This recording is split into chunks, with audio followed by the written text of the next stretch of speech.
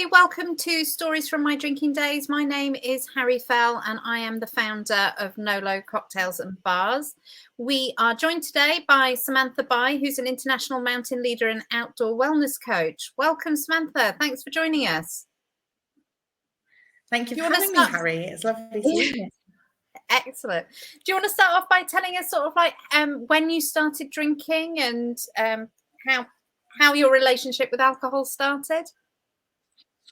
Yep. So I started my alcohol journey, I suppose. I was exposed when I was like 11 or 12. I was a French speaker and fluent in France.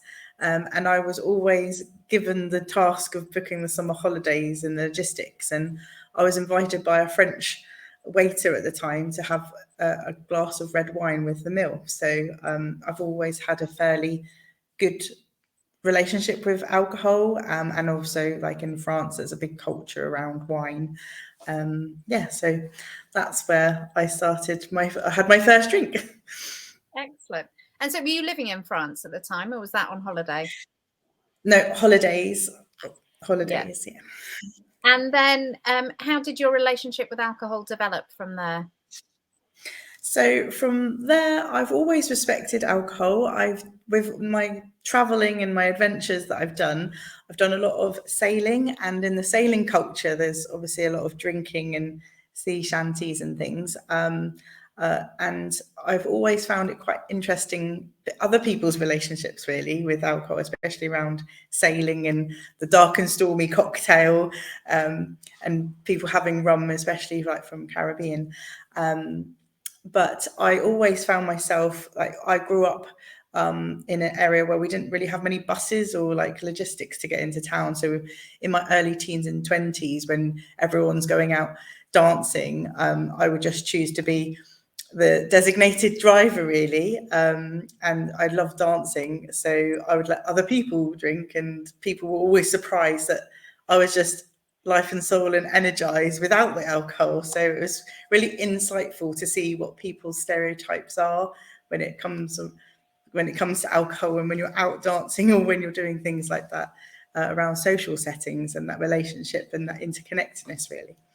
Yeah Brilliant. So at any point in your life, have you drunk sort of more heavily than that, or have you always managed to moderate your drinking? I've always fairly been moderate. I can only count 2 times when I've been really poorly with alcohol. One of those was a tall ship experience at Christmas time. And the other time was when I was living in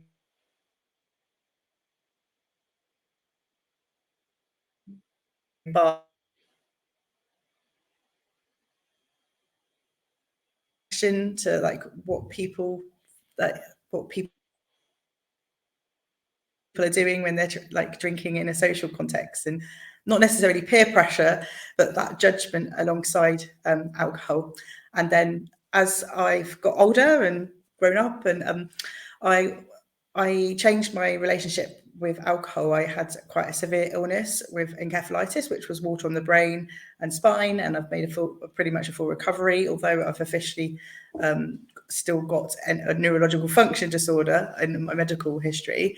I had 2 years with no alcohol, and that's where it completely shifted my like awareness of like the toxins, the endocrine disruptors. I also became a yoga therapist and like learned how to like understand what's really happening in the body, and like really immersed myself in like the health and wellness side of things, and especially where I do mountaineering and rock climbing, and like I do a lot of endurance performance training. Like you have to really be disciplined with like looking after your muscles, looking after your body, and making sure that you're fueling yourself correctly. And alcohol naturally is not going to help you with competitions or getting you through your personal best or getting you through certain scenarios when you're outdoors and competing in fitness competitions, things such as like that.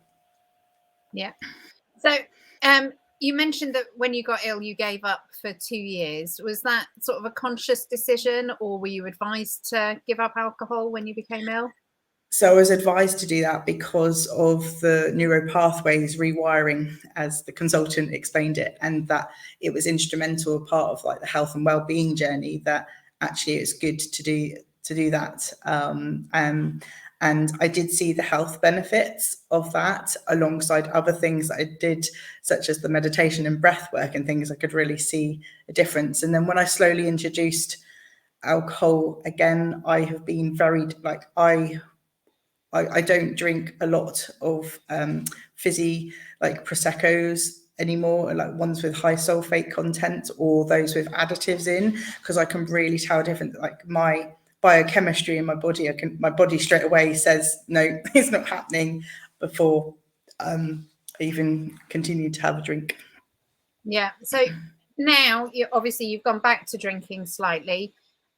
What drinks are you finding are best, or that you're reacting to least? So I tend to stay away from high sulfite level drinks, and I tend to stay away from like cheaper alcohol, like wines.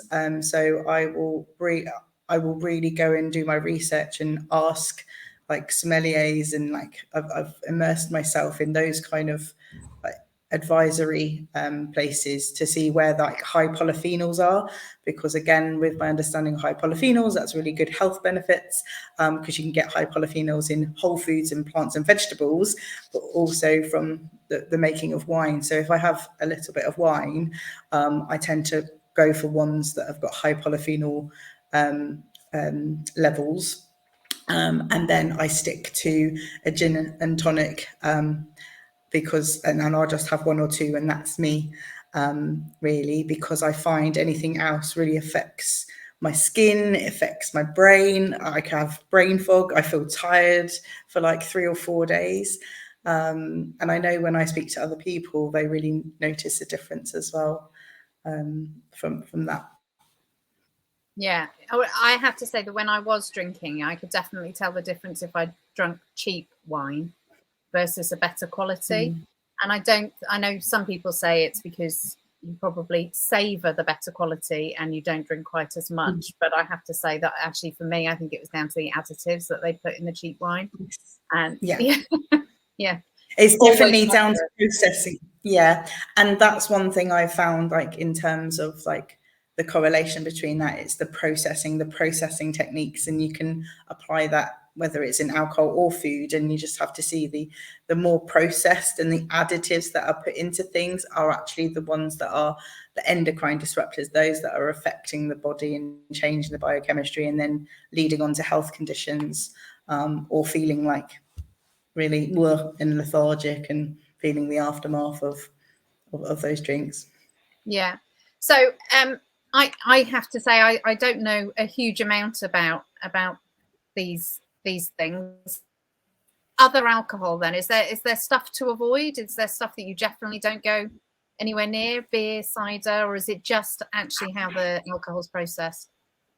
So from my understanding awareness, so from the coaching and nutrition that I do within my wellness business, like I've always found that beer, like I used to drink beer and cider when I was younger, but the gluten and the wheat, and again the intolerance, it just doesn't sit right, and get bloating and things. And for people that are trying to improve their health, like you're better off having something like a gin or a vodka or a lovely no-low cocktail by yourself. I love your cocktails when you kindly gave me a box to share with people, and like, or as I said, like try and go for, if you're going for a wine, go for a high polyphenol wine, and go and speak to like a wine sommelier, or go down to Majestics or somewhere like locally to you that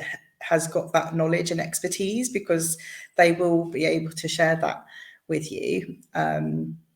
And like I do find it makes a big difference when it comes to your health and well-being, where if you are someone that sticks to like your spirits and a fizzy drink, for example, like you're going to have lots of added sugars. So not only are you having the effects of the alcohol, the sugars are going to affect your blood sugar levels, your cholesterol levels, your blood pressure, and everything else that comes as aftermath of that. So, yeah, and that's my knowledge as far as it goes with regards to alcohol. Yeah, no, that's brilliant. So obviously you've been on a massive health and wellness journey since your illness. And then did that prompt you then to set up your business? Yes, yeah. So lots of people definitely feel that I'm embodied by my brand, and it's all about like nature connectedness, and really seeing that whole person like healing process. So looking at your emotional and mental health, but mostly like everyone has good and bad mental health at different points, and it's how you nurture that mindset to overcome when you're excuse me, going through a period of bad mental health, that you're like, okay, how can I make interventions and how can I improve that? And then you bring in the physiological side, so the exercise, the movement. And I absolutely love sharing everything that I do, because it's great to see people's transformations, and also like people come to me, like I don't really have to do much marketing. People come to me, they know that what I'm about, I live and breathe by. And what's really lovely to see recently is that there's more emphasis around like the blue zone solution and the 9 pillars of living. And I'm not sure whether you're aware of that, Harry, but I've lived by that. No, tell us more. Okay, so I'm really passionate about this from a traveler's point of view, because I've been fortunate to go to 100 countries. So there's a fab guy called Dan Buttner, who's like a sociologist, researcher, who has spent a long time doing a lot of research around people that are that live the longest and are the healthiest and stress-free, basically. And there's 5 blue zone solutions across the globe, and I've been to 2 of the 5. So there's Sardinia in Italy, Okinawa in Japan, Loma Linda in California, Ikaria in Greece, and Nicoya Peninsula in Costa Rica. And so all of that research has been overlapped with everything, and there's been so much evidence aligned with community, purpose, food, lifestyle, and it teaches us all about healthy aging. And the fundamental thing is like that community and being together. But what Buttner's team have identified is the healthy principles called the power of 9. And these are making movement a natural part of your day, which I do as part of like what I share, knowing your sense of purpose, and like really waking up every day and like, right, what is it? Is my purpose to be a mum? Is my purpose to help one person today? Is my purpose to bring a smile to someone's day? It can be anything, but you know what your sense of purpose is. Number 3 is prioritizing stress relief. So figuring out like triggers, what are the warning signs, and like where are you with what does that look like? How does it show up in your body? And again, it comes back to that intuition and understanding of like, what does it feel like in the body? What is my environment showing with that? The 4th pillar is eating until you're about 80% full, and like living by that 80-20 20 plan, which is eating a largely plant-based nutrition plan diet. And then the 6th one actually is drinking alcohol moderation. So they have a concept called wine at 5. And that's where there's a lot of evidence around that high polyphenols. And out of those 5 blue zone solutions, especially in Japan and in Sardinia, those 2 communities have higher levels of like they consume quite a lot of alcohol. So that's quite interesting too, like for someone that's wanting something to read and look at further into this. And the 7th one is around connecting with your community, and I'm all about community because you have to have that human connection virtually or in person, because we are tribal people, like we're cyclical beings, we need to be part of that community. And then family, is number 8, and like whether it's biological or chosen family, whatever you look for. Like I'm blessed to have 9 godchildren, but I don't have children of myself. And then obviously the ripe old saying of like you choose your family and friends and things like that. And then the 9th one is choosing social circles that support healthy behaviors.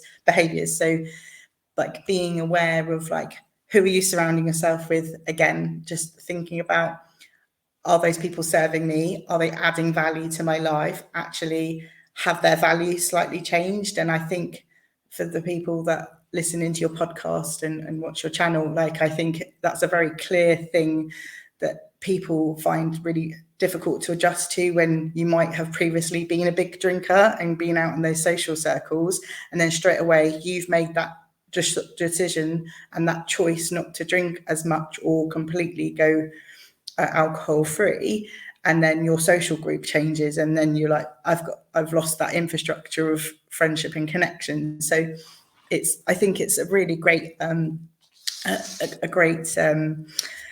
research model, the 9 pillars of Blue Zone Solution, and Netflix. I don't have a television, but Netflix apparently have got a documentary about it at the moment, and you can also go and get Dan Buttner's book and read about it. And he also has a fab cookbook as well. I don't have any affiliations with him, but it's definitely worth the read. Yeah, it's one of those things. I'm like, I haven't thought of this. Like everyone says, this is what you live by, Sam, and I just didn't know about it. So yeah, well, it's really cool. And what I know of you, it sounds like you. You know, in the conversations you and I've had, that sounds I can see the complete alignment really between the two. So tell me, what with Nature Nurture Nourish, which is your business, what do you actually do with people then? How do people work with you through your business?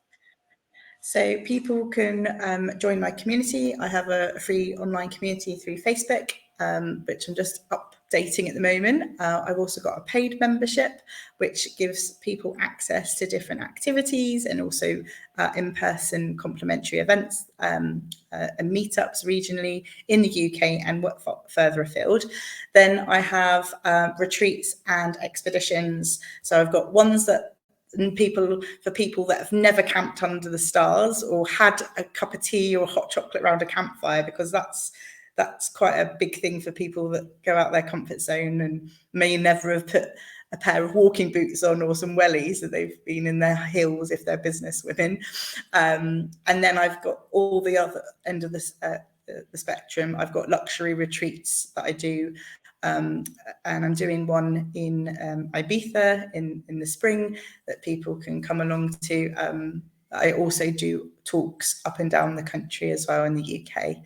And I'm actually going to South Africa next November, and I'm doing a wine and wellness adventure retreat. So anyone that does drink alcohol and drink wine, or will just be interested in learning about that connection in South Africa, we're going to be doing some really cool education around that, mindfully, but also going out and climbing Table Mountain and going horse riding on the beach. And doing some cold water swimming. I mean, it's an excellent location to do that. Yeah. It's a brilliant location to do it in South Africa, isn't it? You know. Yeah. Excellent. So how can people connect with you? The best way for people to connect with me is on Instagram at Samantha Bye UK, or through Facebook, which is Samantha Kendall Bye. They can connect through yourself because we're mutually connected. And I've also got a bio site, which is Samantha Bye. So you can just Google bio sites and research Samantha Bye.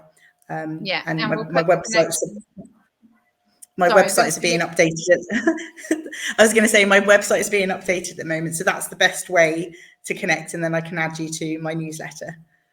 Brilliant. And I will put all of the connections as well in the notes for the show. Thank you so much for joining us. That's so interesting.